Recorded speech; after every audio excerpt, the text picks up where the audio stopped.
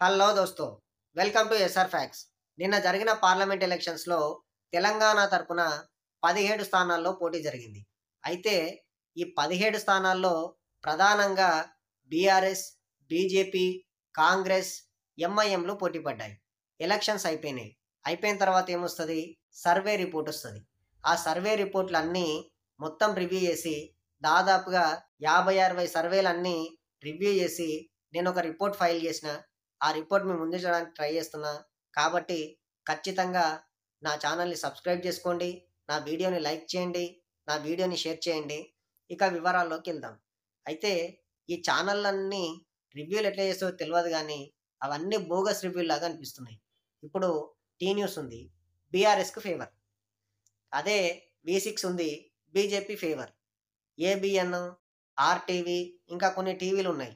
అవన్నీ Congress favour, BJP favour. దాంట్లో బీఆర్ఎస్‌కి తక్కువ చూపిస్తారు. దీంట్లోనేమో బీఆర్ఎస్‌కి ఎక్కువ చూపిస్తారు. మీరు చెప్తే నమ్మరు గానీ, ఈవెన్ ప్రశాంత్ కిషోర్ గూడా ఆయన ఏ ప్రాంతం వాడో నాకు తెలియదు. ఆయన జనరల్‌గా సర్వే ఎట్లా చేస్తాడండి? ఎలక్షన్స్‌కి ముందే సర్వే చేసి, ఏ పార్టీకి ఎన్ని సీట్లొస్తాయో ఖచ్చితంగా చెప్పేస్తాడాయన. కానీ, ఆయన మొన్న ఆర్‌టీవీ ఇంటర్వ్యూకొచ్చి ఏం చెప్తుండంటే, కాంగ్రెస్‌కి 5-6, బీజేపీకి 5-6, ఎంఐఎంకి ఒక సీట్ వస్తదని చెప్తుండు.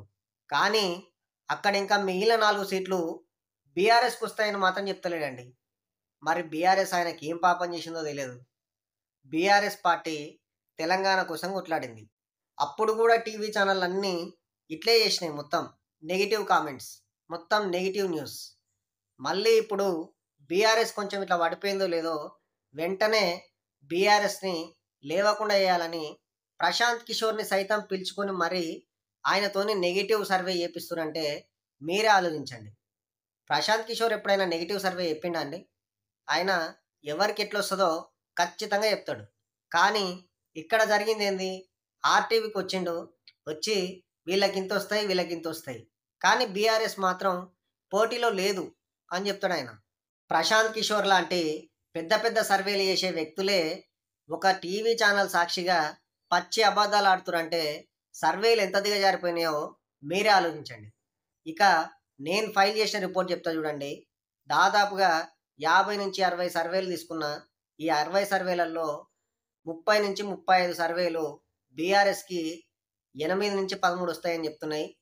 మిగిలిన సర్వేలన్నీ కాంగ్రెస్‌కి 5, 6, బీజేపీకి 5, 6, దీంట్లో ఎంఐఎంకి మాత్రం ఖచ్చితంగా ఒక సీట్ వస్తదని అన్ని సర్వేలు చెప్తున్నాయి. ఇక ఈ రిపోర్ట్ పైన మీ అభిప్రాయం ఏందో కామెంట్స్ రూపంలో తెలియజేయండి. నా వీడియోని లైక్ చేయండి. నా ఛానల్‌ని సబ్స్క్రైబ్ చేసుకోండి. జై హింద్, జై భారత్.